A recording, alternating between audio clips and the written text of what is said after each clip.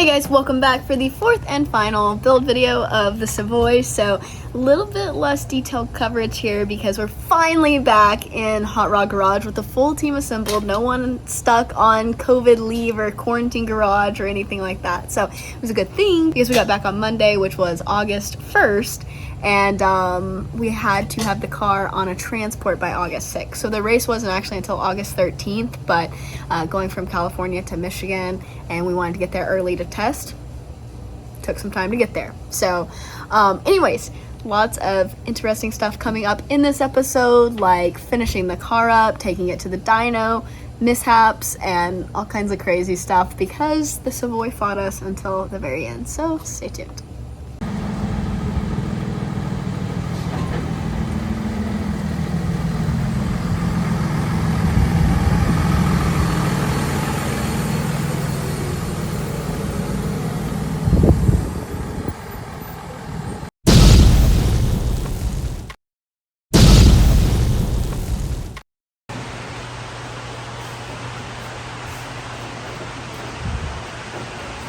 We're doing exactly what we said we weren't going to do. We're putting it in from the outside. Right. But it works. Savoy is back at Motor Trends Tech today, or Hot Rod Garage Tech Center, and lots going on. So transmission's ready to go in. It's about 8 o'clock tonight. Dad and I and Greg got so much done over there. It's hard to even recap, but basically chassis, everything you see right now is pretty much done over there. While he's been working on brakes today and wiring, Dad has been doing, I don't remember what he was doing. He's been doing a lot of stuff. And then Greg, everybody's been doing something. I don't know, I've been consumed by doors over here. Lightning, we had already done it to one, but we hadn't to another. And I was cutting this door up.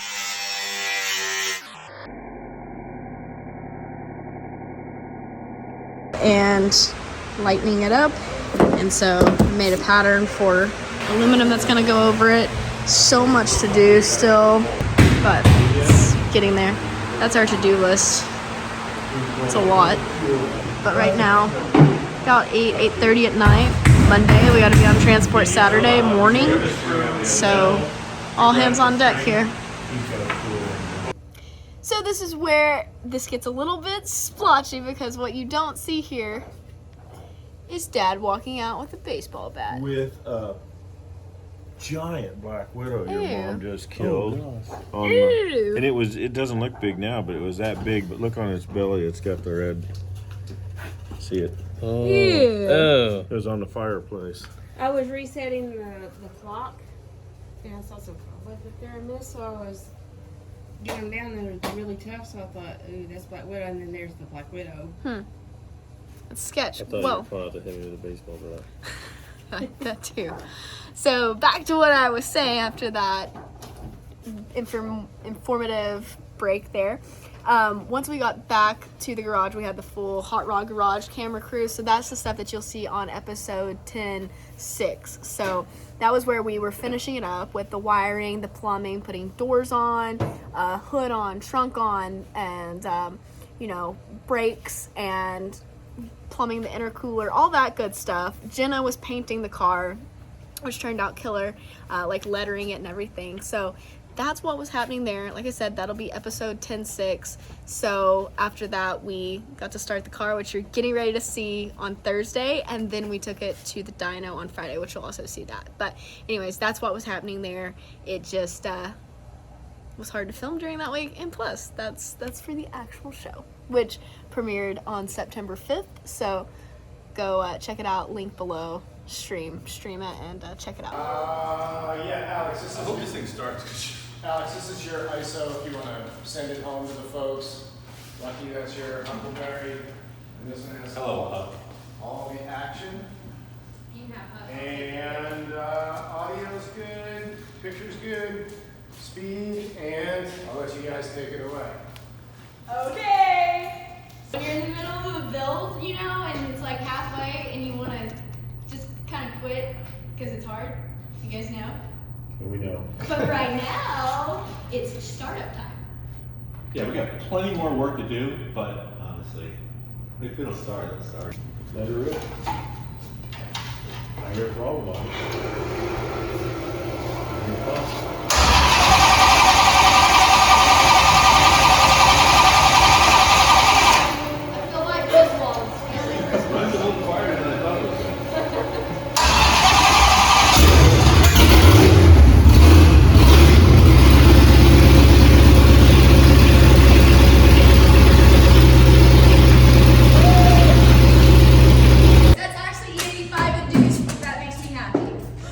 Yeah, it's a chemical burn is what that is. That's a chemical burn. So we have a lot more work to do, but it's running, and we have a couple more hours, you know. Yeah, We've actually got like 24. the sun's still up. So I say that's a good boost going into the night, and we get back to the work that needs to be done, and then next step is make it a driving car. Let's do some brakes. Brakes and That clutch. turns out that's important too. And back to work. Okay, so the first fire up actually went very smooth for what it was. All the wiring wasn't done. There were still loose ends left out, and actually one of those wires was touching from the stock harness was touching. This is a loose lead, the floor, and shorting out when I would give it a little bit of throttle. So that's why you don't hear any revs and awesomeness in that first part of the video. But we fixed that, not a big deal, just taped it up, moved it out of the way, and started it again, and then went back to work for the evening. So also that day, Bang Shift Billy, Bill Armstrong from Bang Shift Billy, flew in to help us with our clutch slipper. So came out, spent the day, what ended up being 2 days with us. You'll see why shortly. And here coming up is a funny video because he was showing me how to shift. Actually, I think he was just enjoying sitting in the car and checking out the setup as he was bleeding the clutch. But either way, it was fun. So we're having a seizure.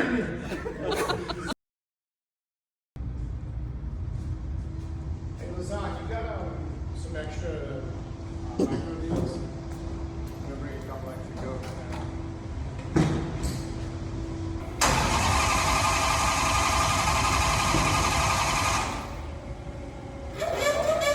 Now you got that.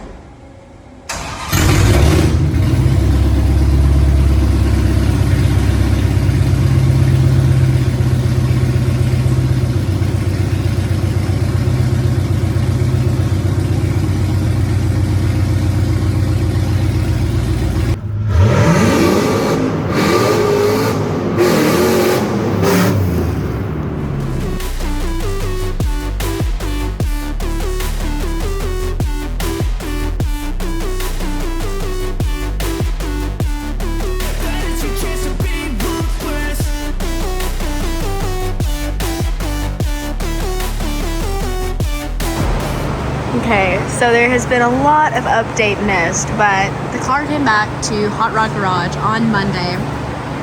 Lots of wiring, lots of plumbing, lots of work has been done to it. There's still a lot of work to do to it. I went out and ripped a couple passes down the street earlier, and it's amazing. The car as a whole is like, it's incredible. It was built in 28 days, and there's so much to see from this. It's amazing. But I do have to say, I'm blown away by how good a Savoy can look. Right now we are at Balto's Performance, and we have Tuner Tom in the driver's seat, who is going to be helping us get this dialed in and helping me learn a little bit more about HP tuners and the other boxes that we have with this. We have the Nitrous Outlet Pro Max controller, as well as the Stage 6 two-step, and then the Bang Shift Billy clutch slipper, which Billy is actually, I don't know, I keep saying Billy, but Bill is actually here, Bill Armstrong, to help us with that. So originally we thought we could run the Holly. You guys know Holly is my people, but we couldn't. We had to run the stock ECU with us, and so for that, HP Tuners has been great. They've been great support, so I do have to give some credit where credit is due, and we're glad to have them as part of this build. So pretty neat, but Tom's getting some stuff squared away in here, and then as soon as we get done with this, we have so much work to get done.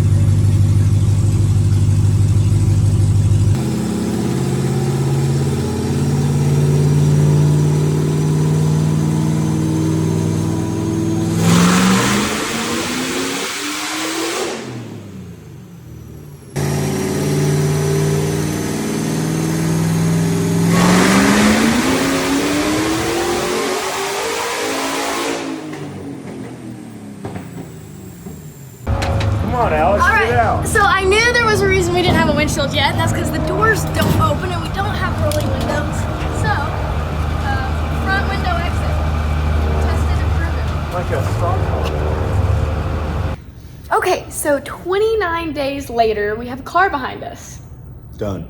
So there's been a lot of missed parts when we had to shuffle over to Quarantine Garage and I had to become cameraman for the actual show for a little bit of time. I think this kind of took a little bit of a backseat. So this is a wrap video to show you guys the killer car that is behind us. 28 days is insane. Like from the time we rolled in on July 9th and attacked the car and cut the floors up and had a shell, and We started by ourselves because Lucky was out with COVID, and then I got 10 COVID days. and had to stay away for 3 days, and then you got COVID. So Yeah. it's just been, the car's been in 3 shops because we just spent almost 24 hours in a 3rd shop. We did. So we went and dynoed yesterday.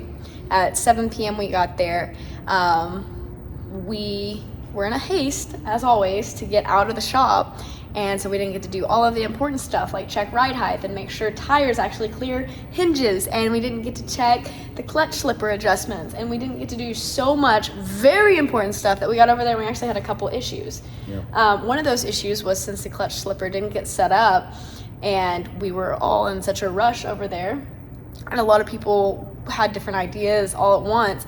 It was literally like a 3-minute idea spew, and then Tuner Tom had no idea what all of the logics on all of these different components we were using were. And if you double tap the clutch when the clutch slipper is engaged, it blows the Hydraulic throwout bearing Yeah. extends too far, and in the process of that, it tears the seal up. Yeah. So all So- the fluid. So Tom and I were talking, and like he double tapped it, and I like heard air, like fluid, and he looked at me and he was like, "What was that?" And I was like, "I don't know, was it good?" And then I heard Bill say, "Don't tap that twice," and I was like, "I remember what happens." And so he told me that, and I just forgot it, and and Tuner Tom didn't know it. And anyways, long story short, we blew the our throwout bearing out, and that put us on pretty big hold. Yeah, like hours and hours. Well, we had to wait till what, 8 o'clock this No. 8 o'clock this morning, but it took 2 hours because it was in San Diego. Yeah. So by the time we found one, those are not readily available. The power broker that we actually got all of our stuff from was 3 minutes down the road, and they didn't have one because I don't know why.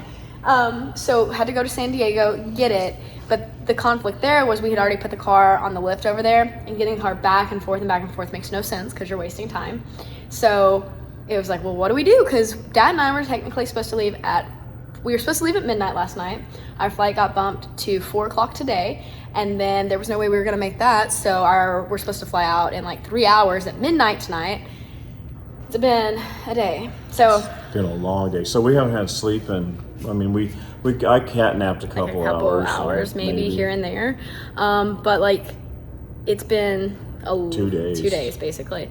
And we came into the shop, and Dad and I got the car wrapped up today, and We had to put new tires on it. We had to adjust doors, finish the sheet metal inside, align the front end, change the shocks in the back, scale the car, and do go our through all of trips. the nuts and bolts and make sure everything's tight and good to go. And there was a lot of stuff to do. So we're running on no sleep, and we still have to catch a flight. I'm ready to go home. I know. And then we got to get the 55 ready, and I was supposed to leave tomorrow to go to Salt Flats, and then still am, but like, it's just, this is really thrown a kink the time has, because our plans, because we don't quit, and so we take everything to the next level, and we'll make sure it's done. Yep. Now I think everyone sees the vision, and it's bitching. It is. It's like right on. You guys need to see this. Let me We flip are this missing around. a windshield, Yeah. which the wrong windshield was ordered, so they're shipping it to Michigan, and we'll put it in Michigan. Yep. So I'm gonna flip it around and show you guys what's up. So we are actually very excited. Don't let our tiredness fool you. It's always neat to see a project come together. Check this out. You can't tell me that's not a good looking car. Any car, almost any car, even if it's ugly and lame, can be cool if you do it right. If the right people do it. And they bust me out now because I'm like, no, this car looks killer. They're like, remember when you said a Savoy couldn't look good? Show you guys a picture right now what it looked like. And you can be the judge because you have to do it right to make something cool. And I did not know where it was going to go. But luckily, the Hot Rod Garage team was wanting something cool, and we got to have a lot of design influences. And Nice bumpers, nice wheels, the right stance, the right tires, and it looks good. The paint idea was all Motor Trend. So. yeah, so Pavi designed the graphic design. So once in a while he works with Stick the Mag and things like that, so you guys might have seen him around. But Jenna Paints on Instagram is the one who came in and hand lettered it, and it looks so good. It's awesome. And then you come up front, and we have the red eye. They look black right now, but those are actually red headlights. David came in and wrapped those. And then why don't you open up the hood? Look at that set bag. How many cars do you look at and see that much ground in between things? And that's part of our key. I mean, that's what we think is our key to success is proper weight transfer, proper weight distribution. It looks really good. Because we scaled it today, we know. It is really good on the weight distribution, especially for just what it was and the lack of time we have to really do anything else with it. So it looks awesome. Gregg Petersen did a knockout job on the floors and the sheet metal work. Yep. Looks really good. We wouldn't have made it without Gregg, because we would have had we not been kicked out of the shop and had 3 days off and things of that nature. But Gregg came in and took that slack up and knocked the sheet metal out, plus a lot of other stuff. Went just really above and beyond, dropped what he was doing, so that way on the nights that we were the two of us in the shop, Gregg was always in the shop as well. Yeah. So he literally dropped everything he was doing and came and did this with us as well. And drove 45 minutes back to Orange County every night. So it's a lot. hats off to Gregg. Thank you so much. So this is pretty neat. There's some trick stuff in here. The back's just as cool, except we knew from the beginning that we wouldn't have time to put a trunk floor in it. That's just too much sheet metal work. So what we did was just left it open for now, and if they can go back later and fill it in. Yep. It'll sling some rubber and rocks up in there, but it did it in the Challenger last year and it wasn't that bad. So pretty dang awesome. There's going to be so much more to see. Getting it up to Woodward and really seeing it perform. We're going to go to Bailey's test day, sick nights, time attacks at the Milan Dragway with it and get some testing. It will be a prep surface, so it won't be the same conditions that we'll be racing on, but it'll get me comfortable with the car and I'll feel good about driving it. Not that I didn't already have fun with it yesterday. fun yesterday, and it was pretty friggin' impressive. It was a lot of fun. So yeah. And that dyno was pretty impressive. The dyno was very impressive. We won't Tuner tell Tom anybody yet. Tuner Tom is Tom's awesome. a badass. He did great with the car. We need to thank the boys at the shop too. Yeah, that is a fact. There's a lot of behind the scenes that happens. Oh, you mean at Balto's? Yeah. Oh, well, there's two groups of people here. Yeah, but they were the ones last night that just went. They went as long as us without sleep. Yeah, so with that said, going and then back. brought us food. Yeah, backtracking. So when we went to the dyno with Tuner Tom, we went to Balto's Performance, and Balto and his crew are amazing. And they literally just opened up their shop, and then when we wanted to take a nap, they showed us where the conference room was, and they're like, you can go in here and take a nap. Grabbed us food this morning. Just awesome people. Just great people. So, with that said, we are packing up. We don't have that many more days until Woodward, but we are going to head over to the hotel, pack our bags, pack ourselves on an airplane, and then I'm going to pack myself in another airplane tomorrow, and then another airplane, and then head to Woodward. And I get to go do more of the same. So I have been watching some of our competitors. There are some really cool builds out there. I haven't got to watch as much as I would like or participate in the back and forth. It's been a lot of work. It's been an experience I wouldn't trade for anything. We've worked with some killer people. It's just a really awesome build, but I am tired. You are tired. We have done a lot of work and a very little bit of time. Yep, it's time to go do something for ourselves now. And that is go to Woodward and race this, take the 55, and then get the 55 ready because it has some unfinished business for the year as well. So, and then now I'm like, hey Dad, I have like 4 other project car ideas. Yeah, so when was it? When you were dynoing this thing, it's like, I want to build another car. I said, what car? before it was over, there was 4 cars in there. See, here's the thing. Oh. I had all these ideas. I'm like, we did all this work on this, and we don't actually get to keep it. It'll stay as a Hot Rod Garage car. So it's like, well, we should do something where we do that much work, but we get to keep it again. Yeah. I have no idea what happened there. Let's say that I was tired and I must have clicked the button to end the recording before I was done.